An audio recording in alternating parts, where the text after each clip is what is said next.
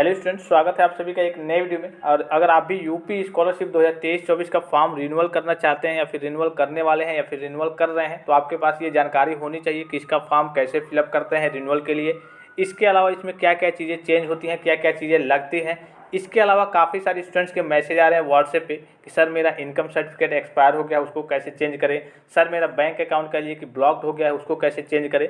तो इसके बारे में हम नेक्स्ट वीडियो में डिटेल में चर्चा करेंगे कि आपका इनकम सर्टिफिकेट एक्सपायर हो गया है तो आपको क्या करना है। जैसे काफ़ी सारे कोर्स होते हैं 3 साल 4 साल के, तो आपका 2 ही साल में कभी कभी एक्सपायर हो जाता है, क्योंकि आपने जब लगाया था तो 1-2 साल हो गया था तब आपने लगा दिया वैसे ही, और बाद में आपको ऑप्शन नहीं आ रहा है चेंज करने का। तो कैसे आपको उसकी वैलिडिटी चेक करनी है, एक्सपायर है या फिर नहीं, और अगर हो गया है तो कैसे उसका चेंज करने का प्रोसेस क्या होता है, या फिर बैंक अकाउंट या फिर जो भी डाटा हो अगर आप रिन्यूअल कर रहे हैं तो उसको चेंज करने का प्रोसेस क्या होता है, इसके बारे में हम नेक्स्ट वीडियो में चर्चा करेंगे। ठीक है, सबसे पहले देखिए, अगर आप 2023-24 के लिए रिन्यूअल कर रहे हैं तो क्या क्या चीज़ें आपके पास होनी चाहिए। तो सबसे जो इम्पोर्टेंट चीज़ है रिन्यूअल करते समय, जैसे कि मान लीजिए किसी कोर्स के या फिर 9, 10, 11, 12 हो जाए या फिर जो भी आपका कोर्स हो जाए। मान लीजिए कि आपका कोई कोर्स है 3 साल का, इस बार आप तीसरे साल में हैं। अब दूसरे साल का जब रिजल्ट आया है तो दूसरे साल में आप पास होने चाहिए। ये सबसे इम्पॉर्टेंट चीज़ है कि दूसरे साल में आप पास होने चाहिए।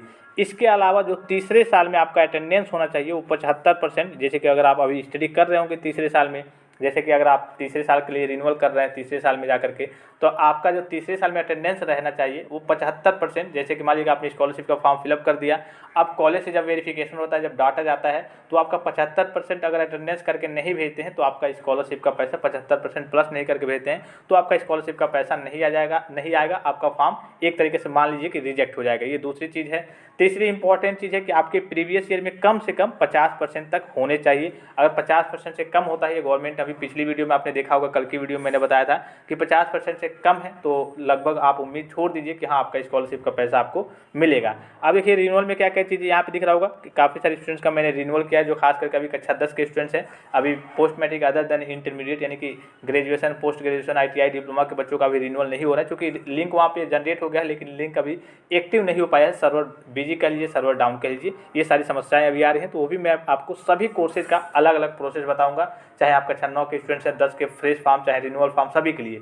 11 का, 12 का ITI, diploma, BA, BSc, MSc, BCom, BBA, MBA, जो भी आपका जितने भी कोर्स है आप कमेंट्स करेंगे, या कोई कोर्स बच जाता है जैसे BEd हो गया, DLED हो गया, सभी का प्रोसेस बताया जाएगा एक एक करके। तो यहाँ देखिए क्या क्या चीज़ें चेंज करनी है। कक्षा में प्रवेश तिथि, यानी कि अगर मान लीजिए कि आप किसी कोर्स में थे, मान लीजिए कि आप सेकेंड ईयर में थे, अब आप पहुंच गए हैं फाइनल यानी कि थर्ड ईयर में, तो आप थर्ड ईयर में आपका एडमिशन किस डेट में हुआ, आपने फीस वगैरह जमा की होगी, आपका एडमिशन उसी पे मिल जाएगा, या फिर कॉलेज से आप संपर्क करके बात कर लेंगे, वही डेट यहाँ पे भरेंगे। नहीं तो जब वेरीफाई होता है, काफ़ी सारे स्टूडेंट अलग अलग तरीके से अपने हिसाब से भर देते हैं, जब वेरिफिकेशन होता है तो वहाँ पे डेट मिल नहीं पाता है, तो कहिए कि उनका फॉर्म रिजेक्ट हो जाता है। दूसरा चीज़, आप पिछले साल पास थे या फिर फेल थे, तो पास थे तो कितना नंबर का आपका पूरा एग्जाम हुआ था और कितना आपने पाया था, यही आपका रिन्यूअल का प्रोसेस होता है। इसके अलावा कुछ और चीज़ें एडिट करने का ऑप्शन आपको दिया जाता है, जैसे कि यहाँ पे आपको दिख रहा होगा, इन्होंने गलत तरीके से भर दिया और लॉक भी कर दिया है, बोर्ड का पंजीयन क्रमांक। जैसे कि मान लीजिए कभी कभी ये होता है कि आप किसी कोर्सेज में हैं, आपने देखा भी होगा, अगर आप कोर्सेज नहीं कर रहे होंगे या फिर 9, 10 या फिर 11, 12 के स्टूडेंट्स को हो सकता है आपको मालूम ना हो, तो कभी कभी जो आपका रजिस्ट्रेशन नंबर आता है वो लेट से आता है, या फिर कभी कभी ऐसा होता है कि आप भर भी देते हैं लेकिन फिर भी आप जब रिन्यूअल करते हैं तो उसमें मांगता है, जैसे कि यहाँ पे बोर्ड का पंजीयन क्रमांक नॉट एप्लीकेबल बता रहा है, इन्होंने भरा नहीं है। और इसमें क्या रहना चाहिए, आपका बोर्ड का पंजीयन क्रमांक यानी कि आपका रजिस्ट्रेशन नंबर रहता है।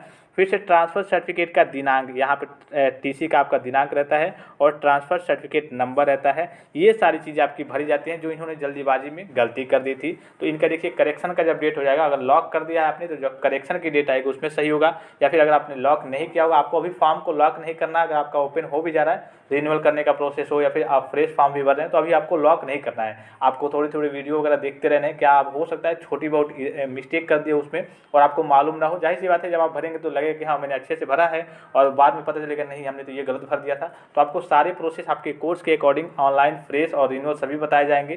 तो इसके लिए आप सभी स्टूडेंट चैनल को सब्सक्राइब कर सकते हैं, बेल आइकन को प्रेस कर सकते हैं, ऑल पे क्लिक कर सकते हैं, और टेलीग्राम चैनल को चाहे तो ज्वाइन कर सकते हैं हर एक प्रकार की अपडेट सबसे पहले पाने के लिए। तो ये होता है आपका रिन्यूअल का कह लीजिए कि डाटा, यही सारी चीज़ें आपको भरनी होती है। और ऊपर दो एक चीज़ें होती हैं इसमें जो आपको दिख रही होंगी, ये चीज़ें भरनी होती हैं, और कुछ आपका एडिट का ऑप्शन ज़्यादा नहीं देता। आशा करता हूँ कि ये जानकारी आपको समझ में आई होगी। जैसे कि मैंने 10 के स्टूडेंट्स का एक रिन्यूअल करके भी आपको दिखाया था और आपने वो वीडियो देखा होगा तो अच्छी बात है। इसी प्रकार से जब 12 के बच्चों का रिन्यूअल होना स्टार्ट हो जाता है, लिंक एक्टिव होता है वो भी मैं प्रोसेस बताऊंगा। इसके अलावा आपके graduation, post graduation, ITI, diploma सभी के बच्चों का मैं रिन्यूअल का प्रोसेस और फ्रेश प्रोसेस सभी बताऊंगा। आशा करता हूँ कि जानकारी आपको समझ में आई होगी। नेक्स्ट वीडियो में हम आजाद निवास के बारे में, उसको ऑनलाइन कैसे चेक करना है वैलिडिटी, उसके बारे में चर्चा करेंगे। अगर आपका बीच में ही एक्सपायर हो गया तो उसको चेंज करने का ऑप्शन आता है या फिर नहीं, और आता है तो कैसे उसको चेंज करना है, इसके बारे में बात करेंगे। तो फिलहाल इस वीडियो में इतना ही, इजाजत दीजिए। धन्यवाद, थैंक्स फॉर वॉचिंग। मिलते हैं नेक्स्ट वीडियो में।